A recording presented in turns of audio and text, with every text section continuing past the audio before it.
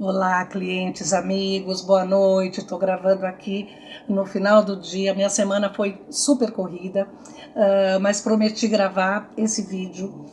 Acabei de fazer uma chamadinha muito rápida, né, para o Instagram, porque eu fiquei muito preocupada essa semana. A nossa proposta essa semana era falar sobre o ganho de capital, né, a ausência de ganho de capital na holding. Quando você não precisa recolher, nós vamos te falar como. Mas antes disso, deixa eu falar de duas chamadas que eu tive essa semana, de duas pessoas que já constituíram a holding, né? Então eu falei muito rapidinho lá no Instagram, só para chamar a atenção das pessoas, para, sim, façam as suas holdings, é uma excelente forma, né? Isso aí muita gente já sabe, é uma excelente forma de fazer o planejamento sucessório. Tudo bem, só que nós temos que fazer com um especialista, um advogado especialista em holding familiar. Pode ser um excelente advogado em outra área, mas não em holding familiar. Tá? Um contador especialista em holding familiar, porque a holding familiar ela pega vários ramos do direito. Tá? Ela precisa de um especialista em direito de família, direito das sucessões, um especialista em direito tributário, tá? Um especialista em direito societário. Então, assim, são várias, tá? Nós temos uma equipe grande para planejar a sua holding com tudo que a lei exige para que você não tenha problema, não vai simplesmente ser formada uma empresa para colocar os seus bens, vai ser feito um criterioso planejamento sucessório, tá? Então, vou falar um pouquinho dessas duas pessoas que me procuraram essa semana. Uma foi uma pessoa já com uma empresa aberta que simplesmente abriu, pediu, nem explicou que era planejamento sucessório nem nada, pediu para o contador abrir, transferiu os bens e não sabia mais o que fazer, né? Parou aí nos procurou nessa fase. Segunda pessoa que me deixou mais preocupada foi essa segunda. Contratou um contador que se achava conhecedor da matéria, mas não sei se tinha algum advogado especialista junto ou não, mas foi feito assim.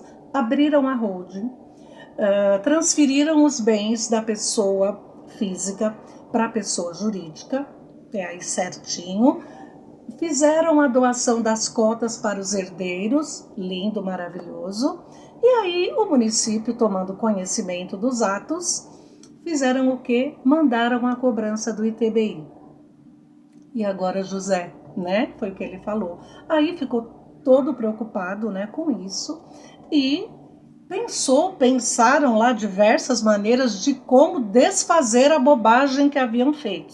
Então queriam, o que eles criaram foi o seguinte: já está mesmo transferido para os filhos, né, as cotas, então agora eu vou desintegralizar o capital social, né? E não vou ter que pagar o ITBI.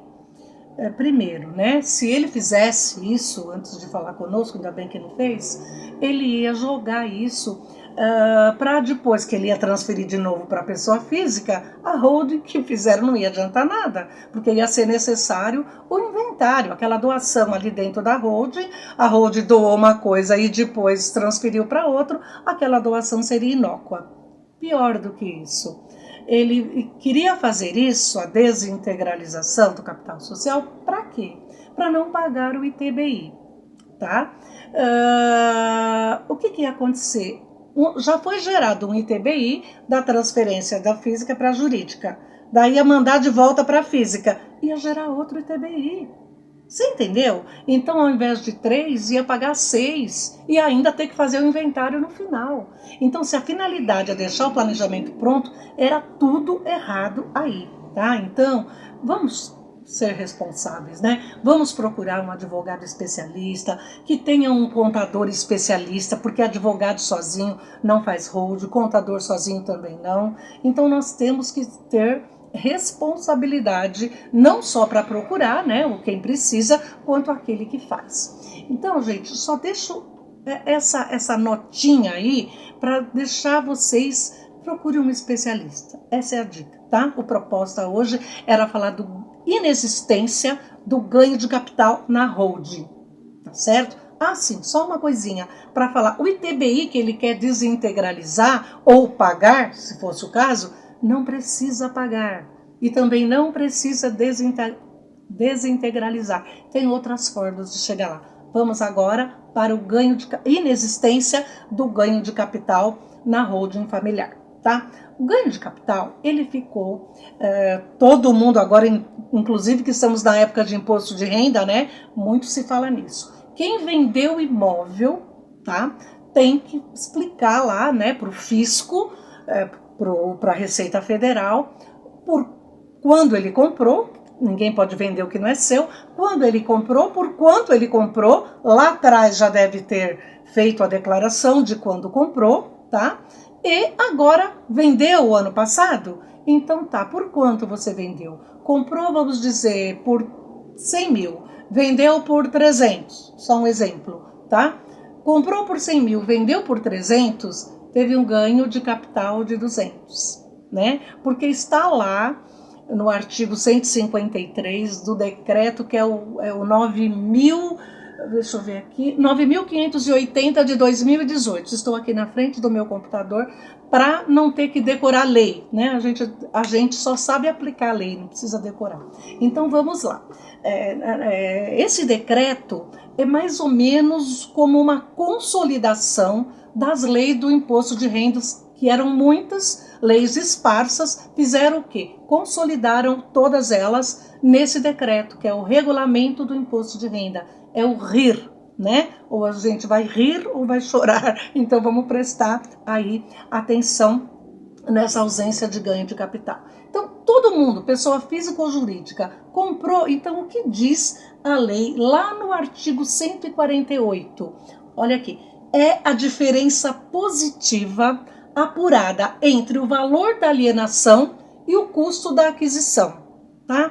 Comprou por 1 milhão, vendeu por 4, ganhou 3 milhões, então vai pagar aí o ganho de capital, seja pessoa física ou pessoa jurídica. Isso eu estou falando fora da holding patrimonial, fora da sua holding patrimonial que você vai fazer para os seus clientes, ou da sua, você que vai fazer uma holding, um planejamento sucessório com algum especialista, tá? Então você não terá que pagar o ganho de capital. Vamos ver por quê, tá? No caso, por que eu afirmo com toda certeza que não haverá ganho de capital sobre o imóvel transferido para holding, tá? Não vamos fazer confusão. Lá eu estava falando do ITBI no começo, que você não tem que pagar. E agora vamos ver aqui sobre o ganho de capital, tá? Ou melhor, você poderá optar ou não por ter ganho de capital. Porque nós temos um artigo lindo, tá? Que é o artigo 142, que ele fala assim: as pessoas físicas poderão transferir a pessoas jurídicas a título de integralização de capital, bens e direitos pelo valor constante da declaração de bens ou pelo valor de mercado, tá? Então, digamos que você comprou um imóvel lá atrás por 500 mil reais. Hoje, passaram-se alguns anos, a São Paulo mesmo teve um boom imobiliário aí, o imóvel já vale 2 milhões e 500, tá? E você declarou lá no seu imposto de renda de pessoa física, compra de apartamento, tal, 500 mil reais. Lindo, maravilhoso, está lá há alguns anos e agora você resolveu fazer o planejamento sucessório e quer transferir esse bem para a sua holding familiar, tá? Vamos lá. Você pode optar, tá? Na hora da transferência, se você for bem orientado por um especialista, ele vai te falar: por quanto você comprou? Ah, comprei por 500 mil. Como que ficou constando no imposto de renda? Os 500 mil que eu comprei. Ótimo. Então, nós vamos transferir este imóvel para a pessoa jurídica, que é a sua holding, tá? Pelo mesmo valor de 500 mil. Por quê? Porque a lei nos dá a faculdade de escolher: ou eu transfiro pelo mesmo valor que está no imposto de renda, ou eu transfiro pelo valor de mercado. Falar, eu gostaria de transferir pelo valor de mercado, sem problema nenhum. Esse imóvel de 500 mil, você quer transferir? Você quer atualizar o valor desse imóvel? Então, ótimo, transfira pelo valor de 2 milhões e 500, que é o que estaria aqui hipoteticamente valendo agora, e você vai pagar, né, um ganho de capital sobre 2 milhões, tá? Que vai ser aí 15% deste valor.